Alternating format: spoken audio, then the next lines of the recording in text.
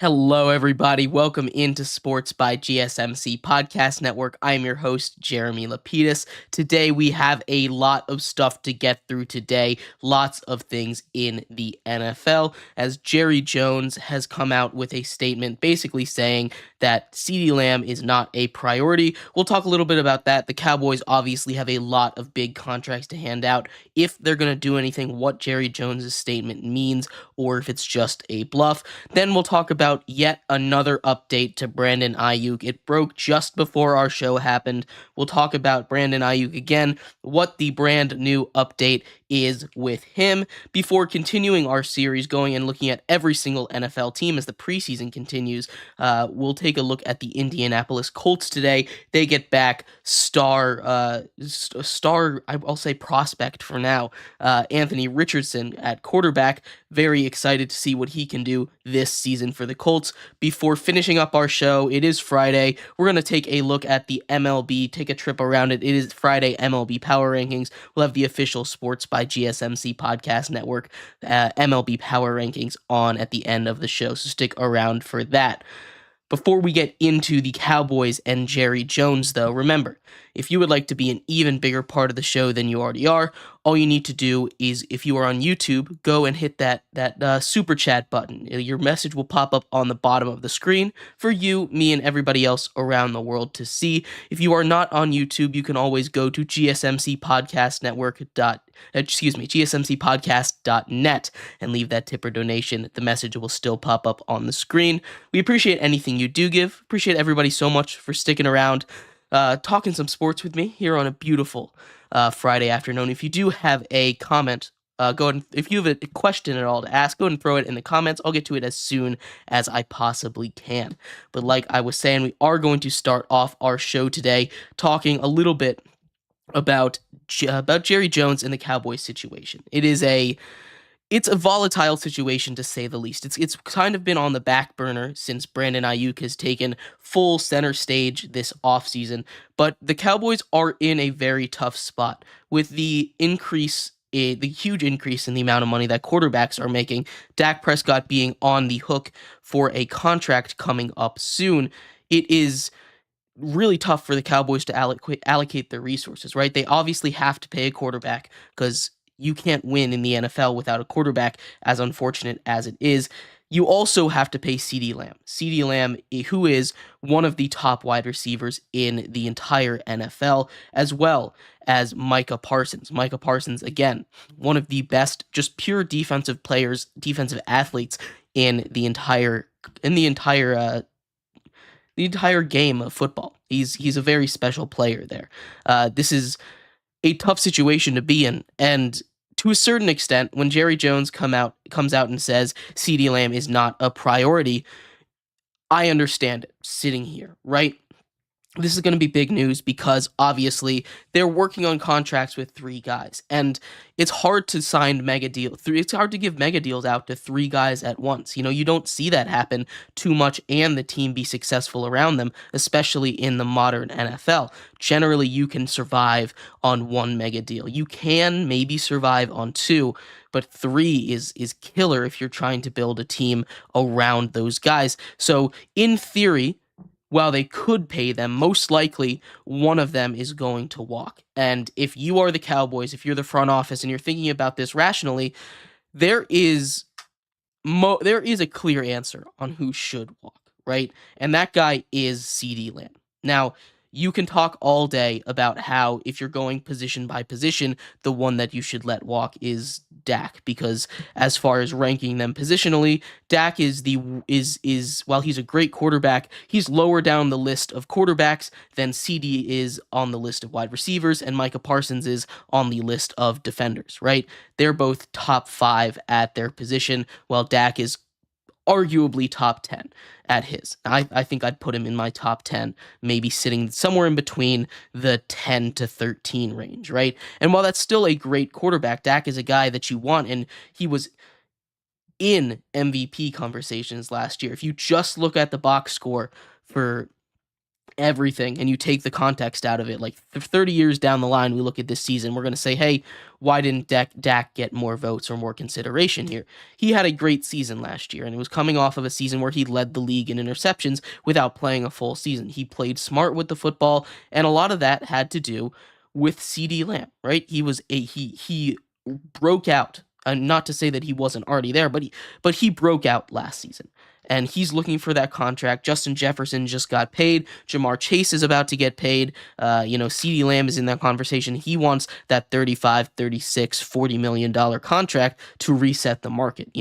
Dak wants $60 million to reset the market. Micah Parsons wants to reset the market there. I'm not sure.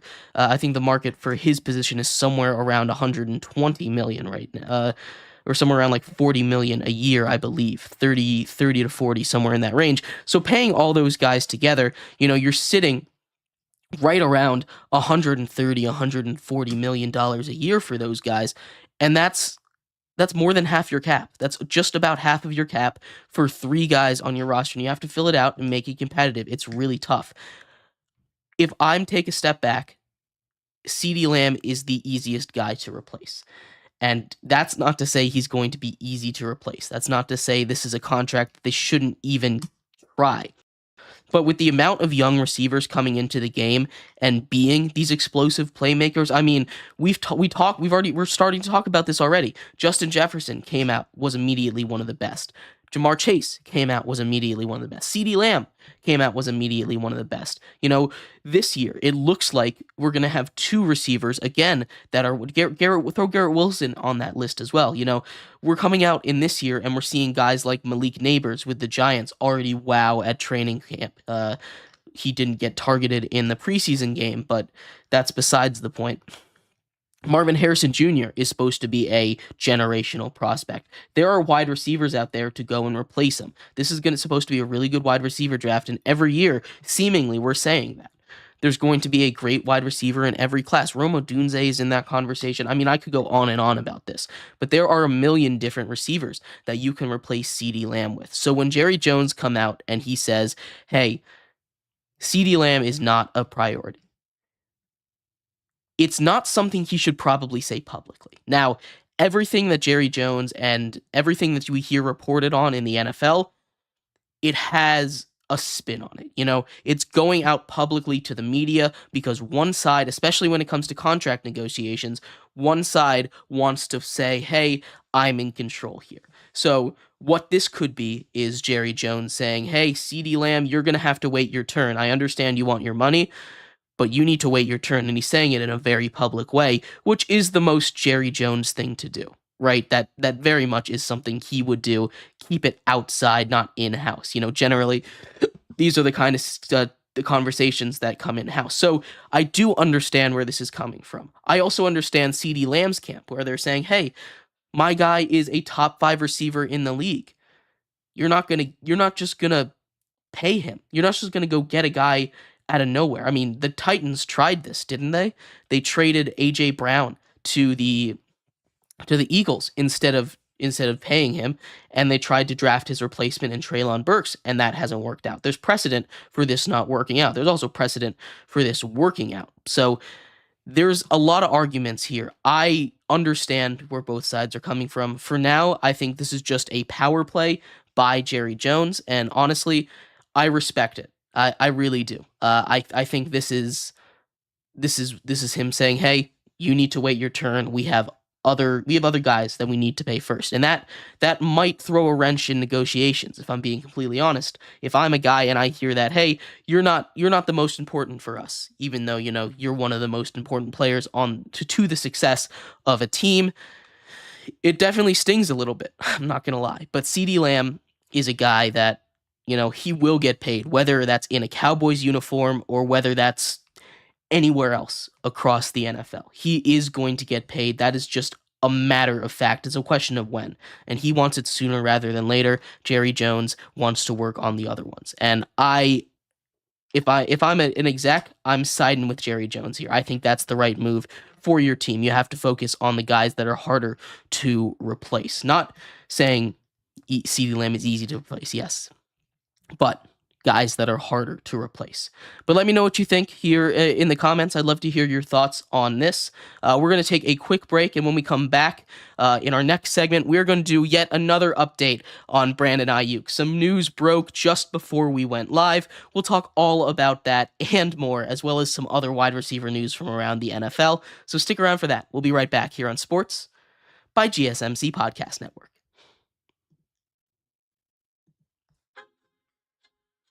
Feel like I'm losing my mind. Everybody in the world gone. Please, Lord, give me a sign, a sign. I feel like I'm losing my mind. Everybody in the world gone. Please, Lord, give me a sign, a sign.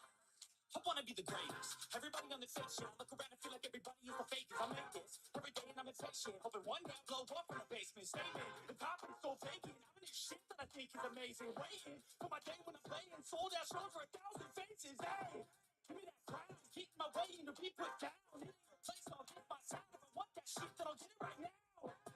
I'm losing it, the music fits, I'm losing shit. It's stupid myth. You choose to live, but choose to dip. You choose to fight, to lose your grip and lose a gift. Oh. Feel like I'm losing my mind. Everybody in the world. Please, Lord, give me a sign, a sign. I feel like I'm losing my.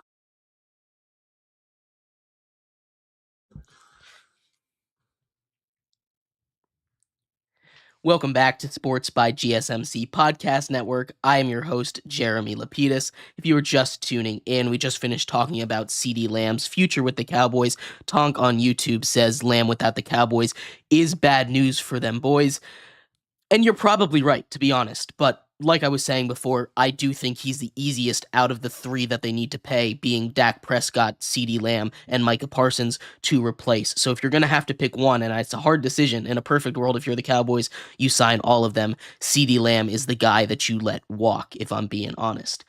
In this segment, though, we're going to continue talking about some wide receiver news around the NFL. The guy who has been in the spotlight for the entirety of the NFL offseason, Brandon Ayuk, is back once again. We have some breaking news surrounding him and an update with his trade situation with the 49ers. We'll get into that, as well as some other updates with guys like Juju Smith-Schuster getting cut from the Patriots, and other news for wide receivers around the league. But before we get into that, remember, if you would like to be an even bigger part of the show than you already are, all you need to do is go to gsmcpodcast.net, or if you are on YouTube, you can use the super chat button to leave a tip or donation with a message in it. That message should pop up on the bottom of the screen for you, me, and everybody else around the world to see. If you do have a burning question about sports, anything at all that you would like to ask, go and throw that in the comments, throw it in the chat. I will get to it as soon as I possibly can. I appreciate everybody so much for sticking around, talking some sports with me here on a beautiful Friday afternoon. But like I was saying, we are going to continue our coverage of the NFL here in just a second, talking about Brandon Ayuk. And if I'm going to be completely honest with you guys here for a second, it's getting a little frustrating. I don't know about you. I just kind of want this situation to get figured out, because this situation with Brandon Ayuk has been flip-flopping over and over and over again the entire offseason. If we're going to put together a timeline for it here, it starts off with Brandon Ayuk asking for a contract, right? 49ers say sure. He gets unhappy. Contract doesn't seem like it's going to happen. He asks for a trade. Couple months later, he says, you know what? I'm just going to play this season for the 49ers. Then about a week later, it comes out he's posting stuff saying, hey, they don't want me. They're not going to pay me, on a FaceTime video call with Commanders rookie quarterback Jaden Daniels, right? That blows up. His whole thing blows back up again. He seems to be back in trade discussions, right? And then he dies down. He shows up to training camp. And then he says, actually, I'm formally requesting a trade. Now I'm formally requesting a trade. Now, this has been back and forth, flip flop forever. It seems kind of silent, and then all of a sudden there's rumblings. As of, like, I believe over the weekend, rumblings were that the 49ers had deals in place with both the Patriots and the Browns, and the only thing left was for CeeDee Lamb to pick the place that he goes to. He can get that extension. A couple days later, he says, "No, I don't want to go to the Patriots." And the Patriots are out of the race. The Patriots reportedly were offering him top 5 wide receiver money. That would be over $30 million a year for a guy in Brandon Ayuk that, if I'm going to be completely honest with you, I do not believe he is worth that much money. But the Patriots were willing to give it to him. He says, "No, I don't want to go to New England." The Steelers pop into the conversation. Reports are he really wants to play for the Steelers. The Browns are out of conversation. And now today, just about, I'd say maybe just under an hour ago, news breaks that Brandon Ayuk is having discussions, had a sit down with Kyle Shanahan with the 49ers, and now he's working with for a contract extension with the 49ers. No longer in discussions for trades. This is maybe the most frustrating story that I have had to cover ever here with the NFL offseason. Like, I understand things change, situations change. But Brandon Ayuk, as good as he is, and I'm not going to sit here and say he's bad, because he's a good receiver. He's a guy that I think deserves to be paid, but he hasn't done it on a team where he's getting double covered, where he's getting the best corner on him at all times, right? This is a guy that hasn't had to face his best competition because the 49ers, aside from him, have, Christian McCaffrey. They have Deebo Samuel. They have George Kittle. They have a super team of weapons there. So he hasn't been outside of that, and he's really only had one breakout year. Now, injuries play a part in that. Quarterback play plays a part in that. I understand all of that. But the 49ers, I wish they would figure this out, honestly. Do I think he's going anywhere? Again, I don't. I was semi-convinced he was going somewhere when deals were in place. I was convinced he was going somewhere when deals were in place. The team is usually the hardest part. And from what it sounded like, if he wanted out of the 49ers, it sounded like he didn't care about winning. Because if you care about winning, you stay with the 49ers for one more season, and then you get paid in the offseason, right?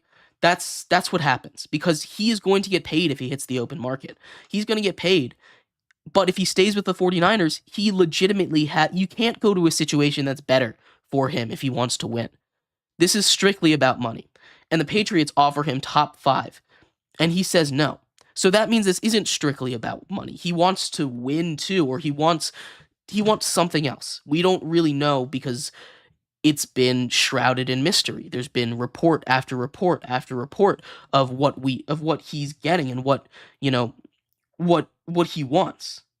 This is just a mess of a situation.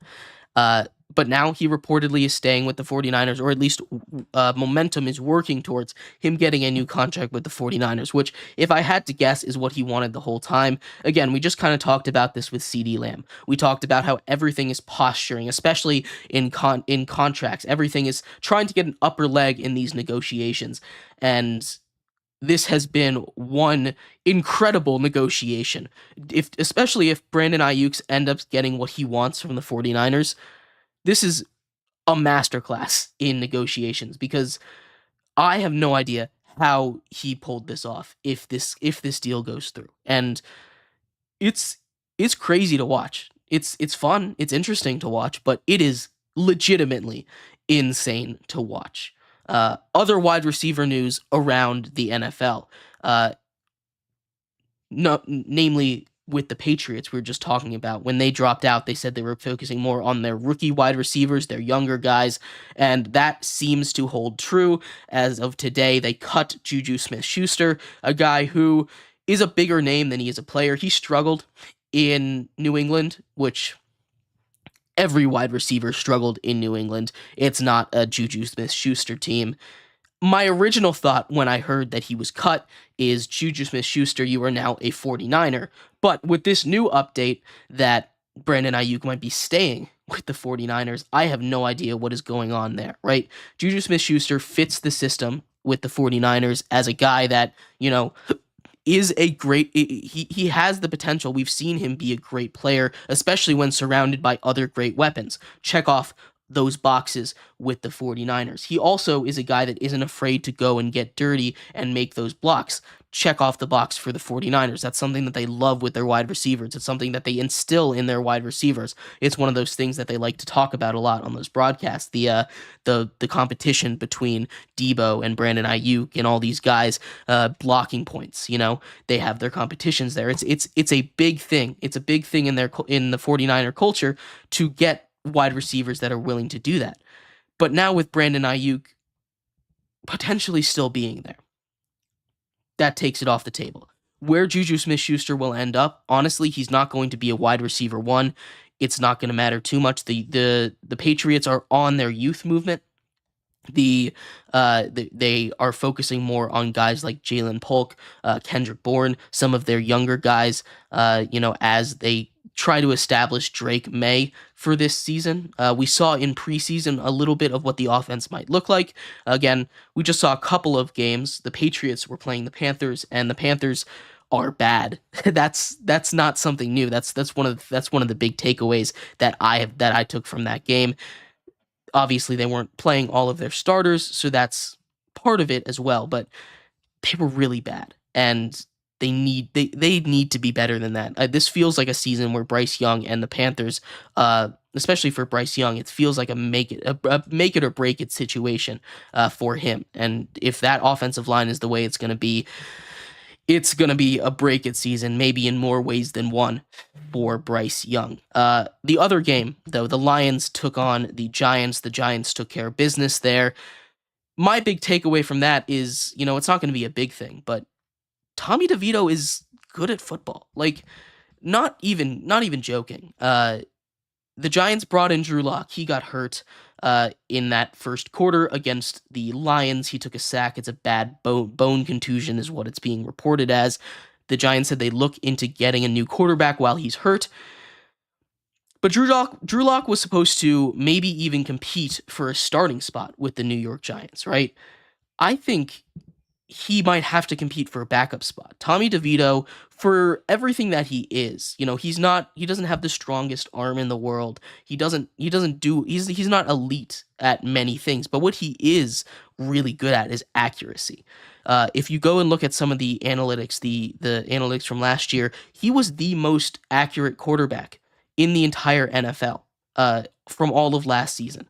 And he showed that off again. Now, he only threw for 92 yards, so it's not something insane. And again, it is the preseason.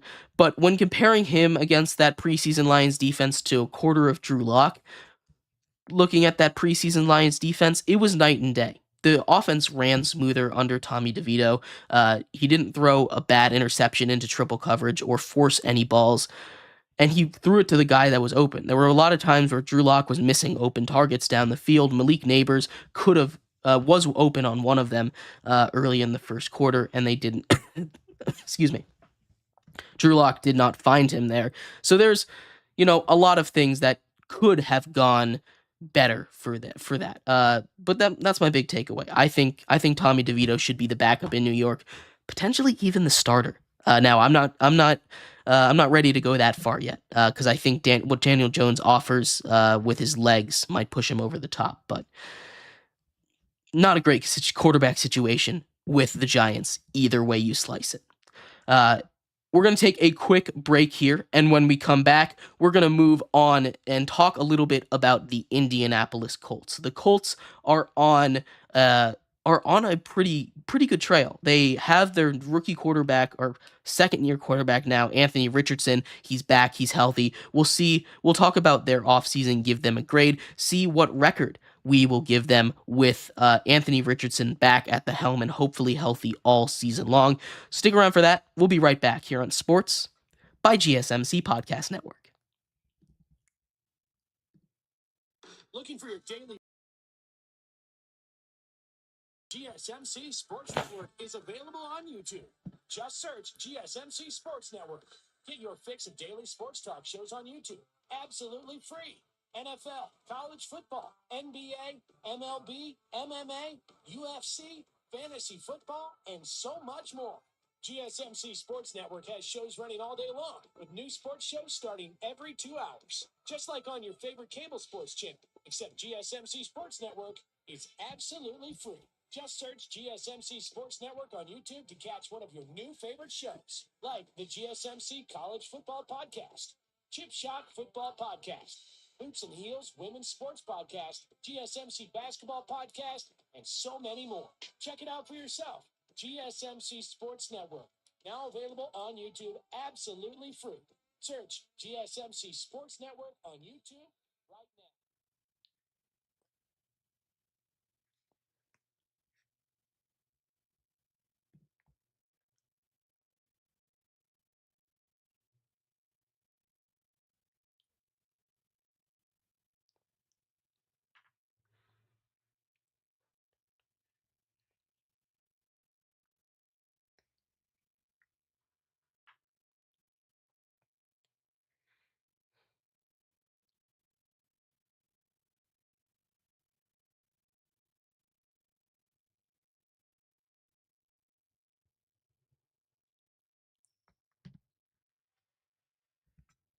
Welcome back to Sports by GSMC Podcast Network. I'm your host, Jeremy Lapidus. If you are just tuning in, we just finished going over a bunch of wide receiver news, including an update with our big favorite main character of the NFL offseason, Brandon Ayuk. He has begun negotiations with the 49ers on a long-term extension to stay in San Francisco. We also talked about CeeDee Lamb and what the Cowboys had to say about him, with him being not the main priority. In this segment, we're going to continue in the NFL, take a look at the Indianapolis Colts. We're continuing our series, our segments, where we go around every single NFL team, take a look at their offseason, take a look at give them a grade, and then take a look at their schedule and give them a record prediction. In this segment, we're going over their offseason. We're giving them a grade. But before we do that, remember, if you would like to be an even bigger part of the show than you already are, all you need to do is go to gsmcpodcast.net. Or if you are on YouTube, you should have a super chat or super thanks button you can hit.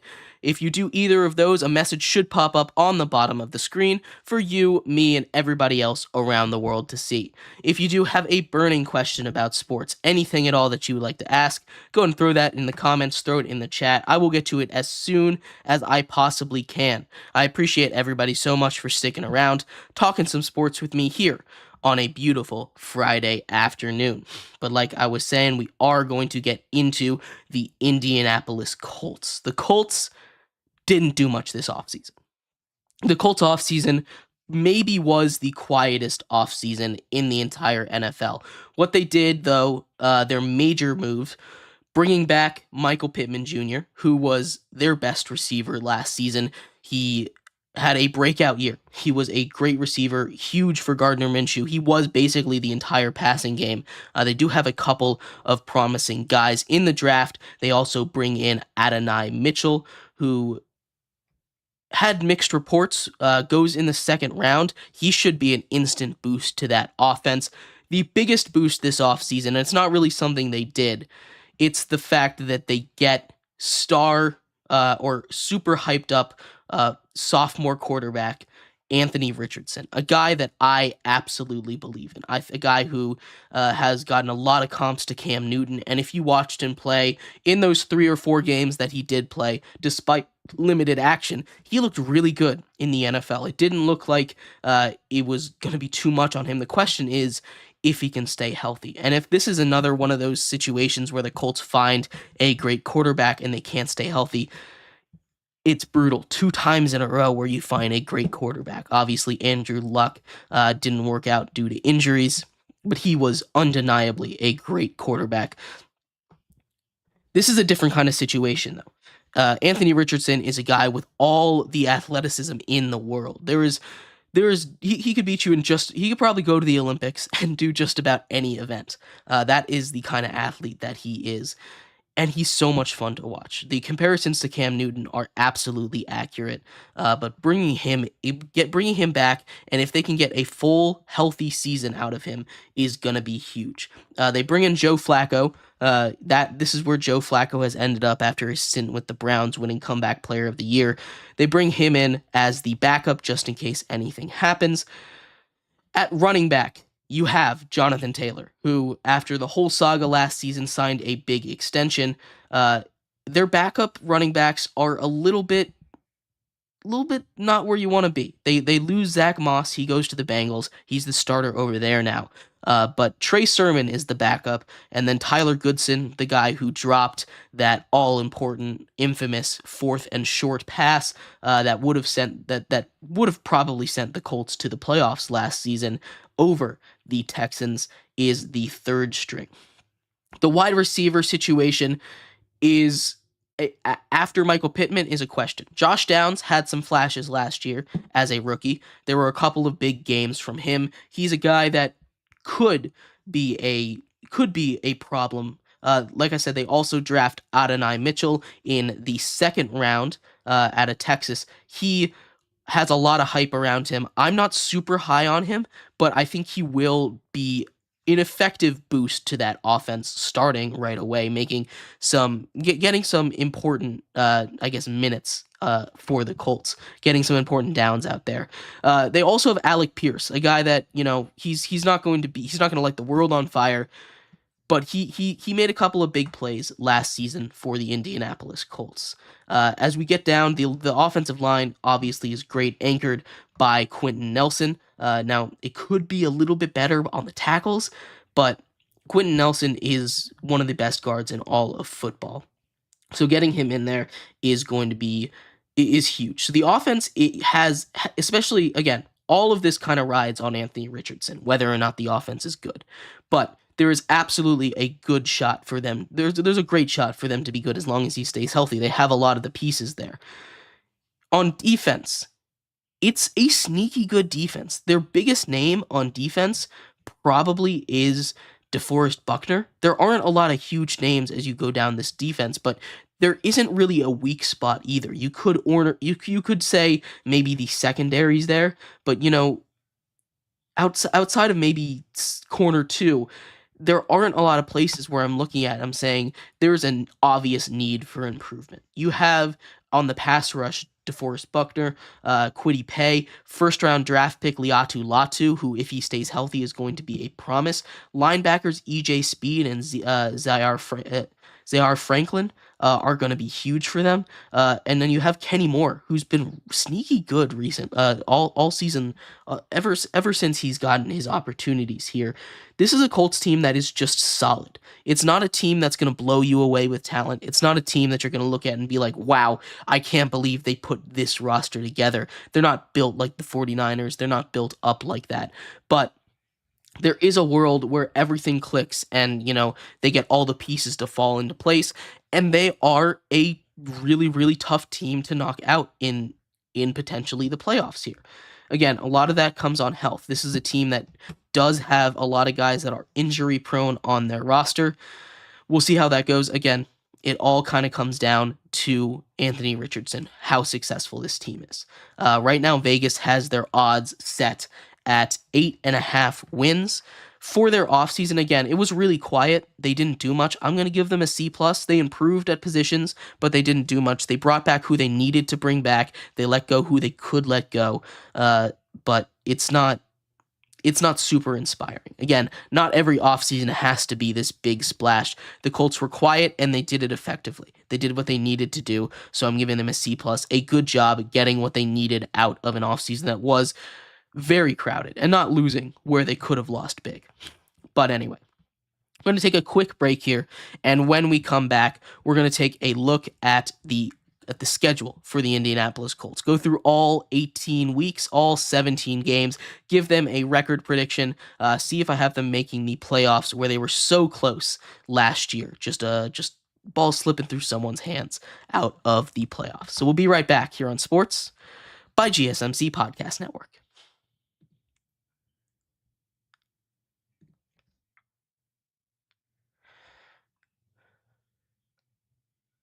For the best and latest podcasts available anywhere, go to the podcast app on your cell phone and type in GSMC to access free content-rich podcasts on health and wellness, book reviews, sports, entertainment, relationships, social media, movies, technology, finance, and even weird news. Subscribe and download the GSMC Podcast Network's family of shows, available everywhere podcasts are found.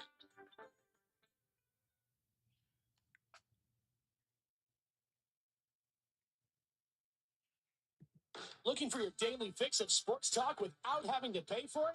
GSMC Sports Network is available on YouTube. Just search GSMC Sports Network. Get your fix of daily sports talk shows on YouTube, absolutely free. NFL, college football, NBA, MLB, MMA, UFC, fantasy football, and so much more. GSMC Sports Network has shows running all day long, with new sports shows starting every 2 hours. Just like on your favorite cable sports channel, except GSMC Sports Network is absolutely free. Just search GSMC Sports Network on YouTube to catch one of your new favorite shows, like the GSMC College Football Podcast, Chip Shot Football Podcast, Hoops and Heels Women's Sports Podcast, GSMC Basketball Podcast, and so many more. Check it out for yourself. GSMC Sports Network, now available on YouTube, absolutely free. Search GSMC Sports Network on YouTube right now.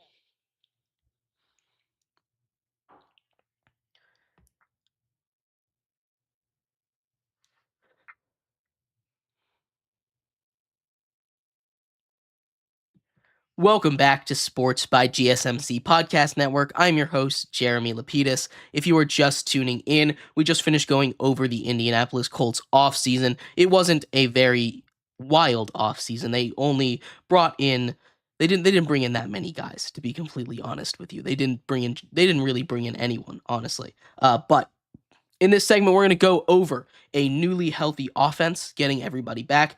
Take a look at their record. Give them a record prediction for the season. See if they can make the playoffs after just missing out on it last season. But before we get into that, remember, if you would like to be an even bigger part of the show than you already are, all you need to do is go to gsmcpodcast.net, or if you are on YouTube at the GSMC Sports Network channel, you can do a super chat or a super thanks. If you do either of those with a message in it, that message should pop up on the bottom of the screen for you, me, and everybody else around the world to see. If you do have a burning question about sports, anything at all that you would like to ask, go and throw that in the comments, throw it in the chat. I will get to it as soon as I possibly can.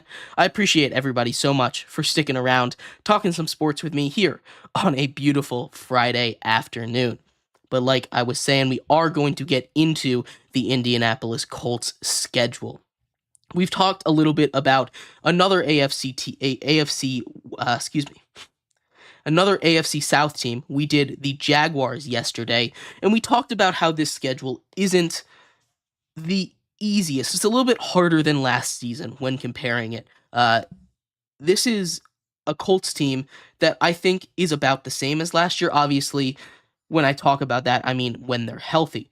And that was a big part of their season last year, their season story. Their brand new face of the franchise quarterback, Anthony Richardson, gets hurt almost immediately, misses out basically the entire season. He only played like 15% of their snaps this year. So this season, I'm projecting a full healthy season for him, and he's a divisive prospect, right? He was a guy that only played 13 games in college, and some people were low on him. I am very high on Anthony Richardson. So I will preface this prediction with that. I think Anthony Richardson is going to be one of the best quarterbacks in the NFL in about 5 years. I think he's going to be up there in conversations. But for this year, I just want to see him be healthy. And that's what I'm projecting at. Week 1, they take on their division game, one that ended their season last year, at home against the Houston Texans. I have the Colts winning this game at home. Anthony Richardson is in the lineup. I think that is the difference. Now, the Texans did get better too, but I'm giving this game to the Colts. They start off 1-0. Week 2, taking on the Packers. They head up to Green Bay, take on Jordan Love, the new highest paid man in the NFL. I think the Packers take care of business in their home opener after a trip to Brazil. They win that game in Lambeau. The Colts fall to 1-1. Week 3, they stay in the NFC North, take on the Chicago Bears and Caleb Williams. I think the Bears aren't going to be cohesive at that point. I take the Colts to win that game over the Chicago Bears. They improved to 2-1 on the season. In week 4, they stay at home, continuing their homestand. They host the Pittsburgh Steelers and their confusing quarterback situation.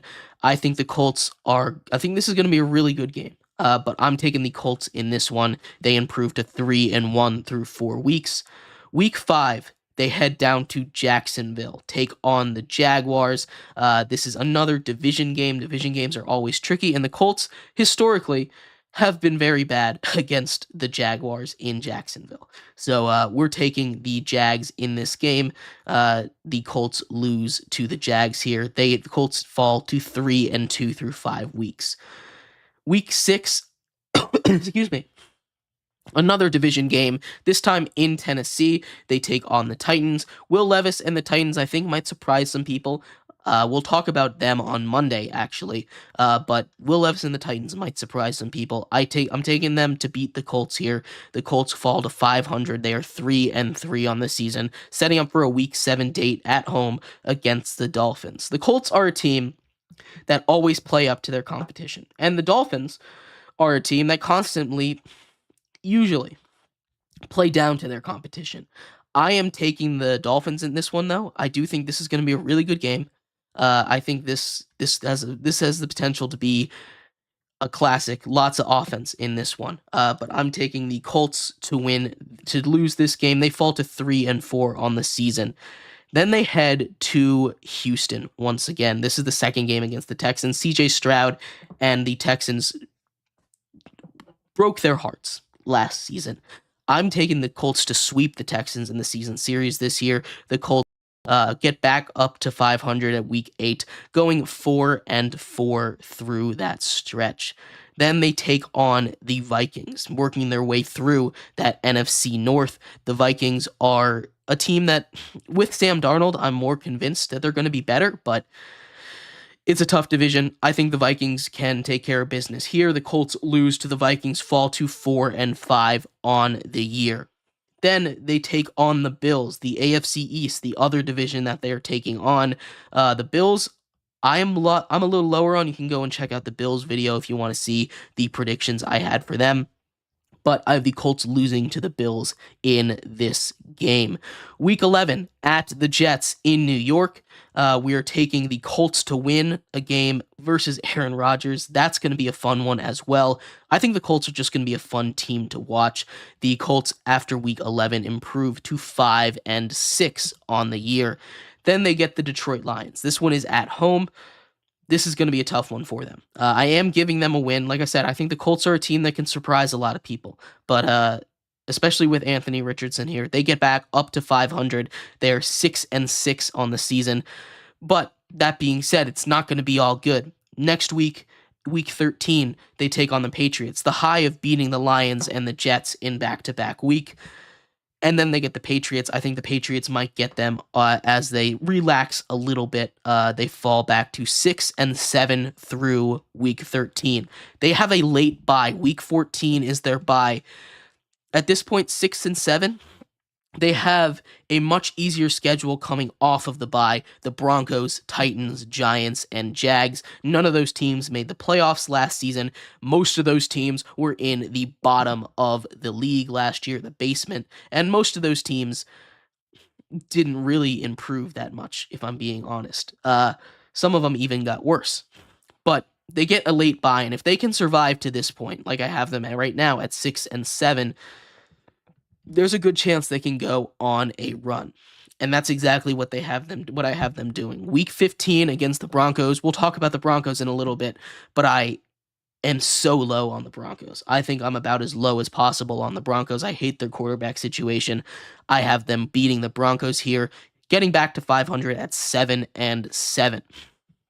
Now they're in a playoff race here. This is a tough playoff race where 10 wins is not guaranteed to get you in. It depends on where the rest of the AFC falls into. Now 10 wins is enough in the NFC pretty easily, but 10 wins in the AFC is not going to guarantee a playoff spot, I don't think. Week 16 against the Titans, and that means they'd have to win out to get to that 10-win point. The Titans, I think they will win here. They're not going to get swept by the Titans on this season. Then they go to the Giants, and as much as it hurts me as a Giants fan, the Giants are very bad at football. So we're giving this game to the Colts. They'll take care of business pretty easily in that one before they take on the Jaguars at home to end the season. And they can beat the Jaguars at home. They just can't, for whatever reason, beat them in Jacksonville. So I have them finishing at 10-7 on the year. A tight race for these playoffs. I have them sneaking in as the 7 seed here, just getting in over some tiebreakers. It's going to be a tough AFC as we get through the rest of these divisions. Right now one of the wild cards is going to have 11 wins. 10 wins is just barely going to be enough to get in, which usually is what you need to guarantee a playoff spot. But it's tough in the AFC. The AFC is absolutely stacked this year. Let me know what you think of the Colts. I give them a C+ for their offseason. I have them going 10-7 after they went 9-8 last year. Just one win. That's over the 8.5 win total that I have them. I don't have them winning the division, though, and we'll get to that later on next week. We're going to take a quick break here, and we're going to come back, finish off our week, our Friday show, with some MLB power rankings. It is that time of the day. It is that time of the week where we take a quick trip around the entirety of baseball, as so much is going on constantly. We're going to talk about all of that and more in just a second, so stick around. We'll be right back here on Sports by GSMC Podcast Network.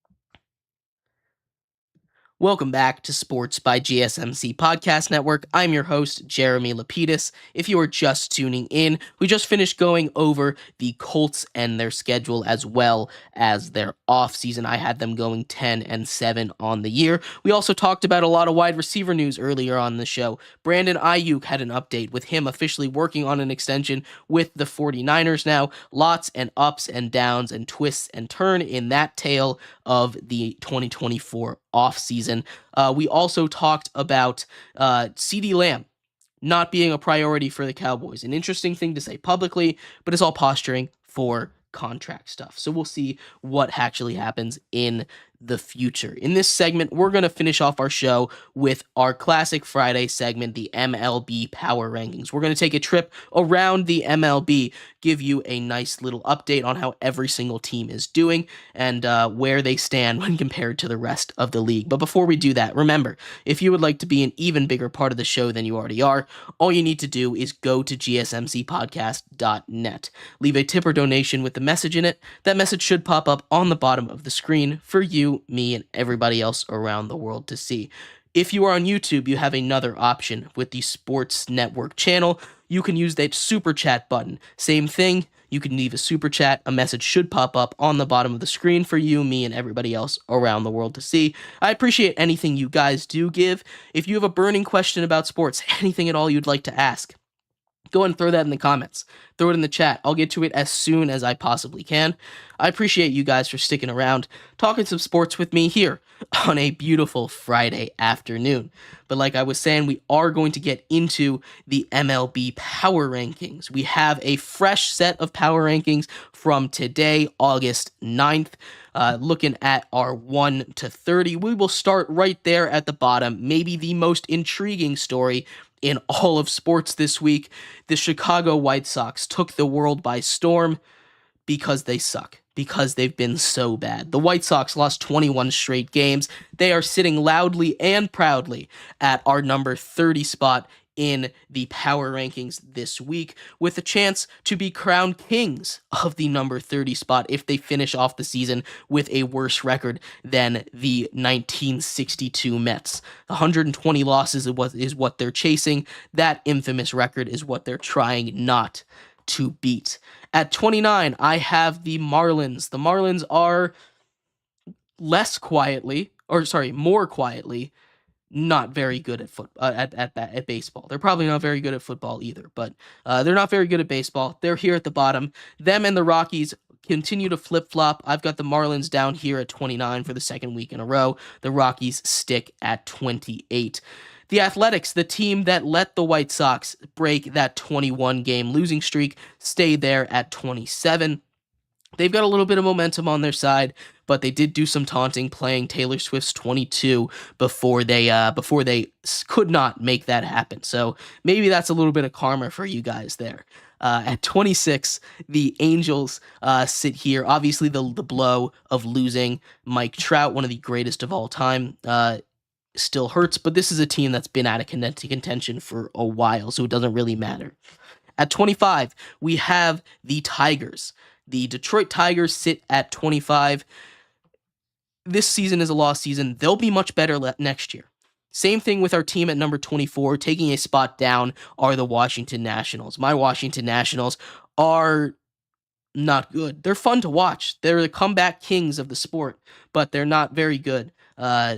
Davey does not know how to run a bullpen. He's going to kill everybody's arm in there. James Wood is exciting, though, and I can't wait for the future. Both the Tigers and the Nats should be, as long as they don't mess it up in this offseason, really good next season.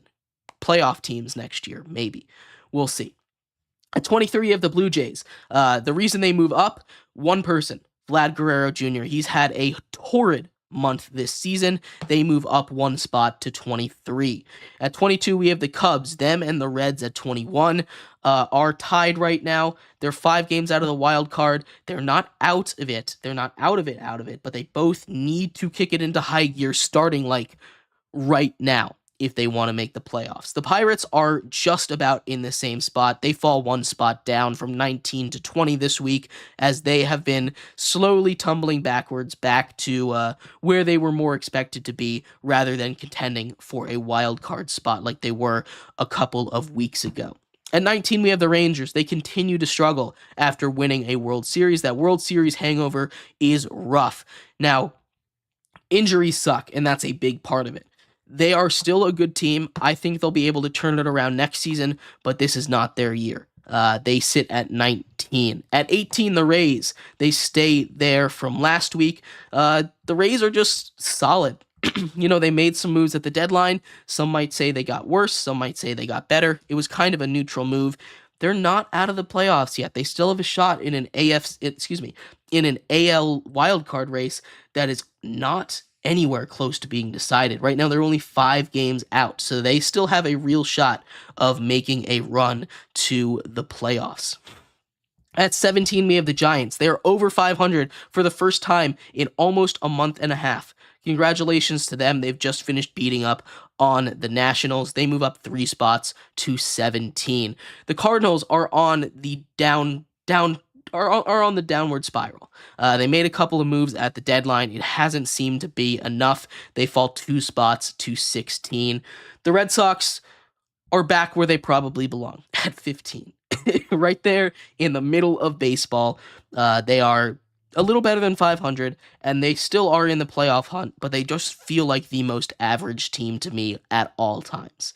At 14, we have the Braves, and oh, how the Braves, the mighty, have fallen. They came into this season with such lofty expectations. Obviously, it's not their fault. They got killed by injuries. Their favorite to win the Cy Young pitcher, Spencer Strider, goes down early in the season. Their reigning MVP, their reigning MVP, Ronald Acuna Jr., goes down early in the season. The Bats have just never come out to play. They fall 4 spots to number 14. At 13, we have the Seattle Mariners. The Seattle Mariners, again, a really good team. The Bats need to get going. They've started slowly to wake up, but it might not be in time because of the team right ahead of them. The Astros, who are starting to fall. They made a big mistake, I think, at the deadline, more for their future than anything else this season. But mortgaging their future for Yusei Kikuchi is a mistake. The Bats are slowing down, but we've seen them be really slow at the beginning of the season. They were heating up. I believe in this Astros team. They'll come back. At 11, we have our biggest risers of the week. The Arizona Diamondbacks up 5 spots to number 11, their highest ranking of the season. That trade deadline, that All-Star break did them wonders. They've been one of the hottest teams in baseball since then. Either them or the Padres have that title, who we'll get to in a little bit. But I want to focus on Josh Bell, who ever since coming in as an injury replacement has been back to his former self of about 3 years ago, hitting everything out of the park. He's been awesome to watch in Arizona. At 10, we have the Royals. Bobby Witt Jr. might be the best player in the league. Maybe. Some people are saying that. He's really good at baseball. The Royals were very smart to lock him up. It's going to be a really interesting MVP race this season in the AL between him, Soto, Judge, and Gunnar Henderson. It's going to be a lot of fun to watch. At 9, I have the New York Mets. They continue to win baseball games. They have been the hottest team in baseball since June. They go up 2 spots to 9. At 8, we have the Twins. And don't look now, but if the Twins sweep the Guardians this series, they'll move to first place in that division. This is a very important series to watch over the weekend. That's going to be something to keep an eye on for playoff standings. The Twins move up 1 spot to 8. We have a flip-flop. The Brewers have been sitting very pretty at 6, basically all season long. We have a flip-flop. They fall 1 spot to 7, not because they did anything wrong, but because of how hot the Padres have been. The Padres have been incredible all season long. I had to bump them up. The Padres are awesome. They sit there at 6 right now. Everything is going their way. At 5, we have the Dodgers. This top 5 has legitimately stayed the same all season. We've had the same top 5, just in a bunch of different orders all year long. This is the lowest the Dodgers have been. And again, not necessarily anything against them. Shohei Ohtani is starting to pitch again. That is terrifying. That should terrify everyone in baseball. He's gonna win the MVP as a DH, which is not something you're supposed to be able to do, but he's going to find a way to do it because he's Shohei Ohtani. He is that special of a player. The Dodgers sit down 2 spots at 5. The Phillies are 1 spot above them. They're down 3 from the number 1 spot last week. This is because they just beat the Dodgers in a series. Kyle Schwarber, 3 home runs. He is an enigma I don't understand Kyle Schwarber. He is the embodiment of the 3 true outcome, and he's so much fun to watch. The Phillies fall 3 spots to number 4. The Guardians up 1 spot to 3. Be careful now, the Twins are on them. This is still a really good team. The Lane Thomas edition hasn't quite worked out yet. He's been cold since getting there, but he will turn it up. This is a guy that has good pop in his bat. The Orioles stay at number 2. Gunnar Henderson and that pitching staff, especially the top half of that pitching staff, continue to impress. The Orioles stick at number 2. And the Yankees back up at that number 1 spot, up 4 spots from the number 5 spot. Aaron Judge is a wizard at baseball. I mean, everything he touches goes a million miles away, right? Juan Soto, maybe the best swing in baseball right there. He is maybe the best batter in the world. It's crazy to watch, have those two in the lineup, and the pitching has started to turn it around. The Yankees are back on top of the MLB world, the baseball world. We'll see if they can keep that up. Let me know what you thought. If you agree or disagree with my list, I would love to hear from you guys. But we're going to take a break for the weekend.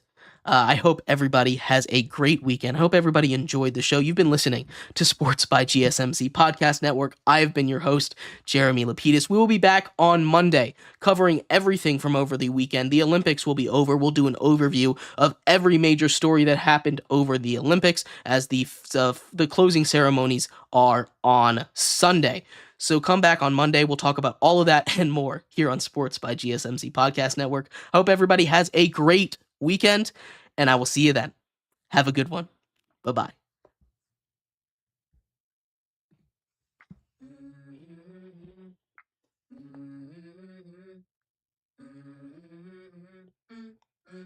Let's go.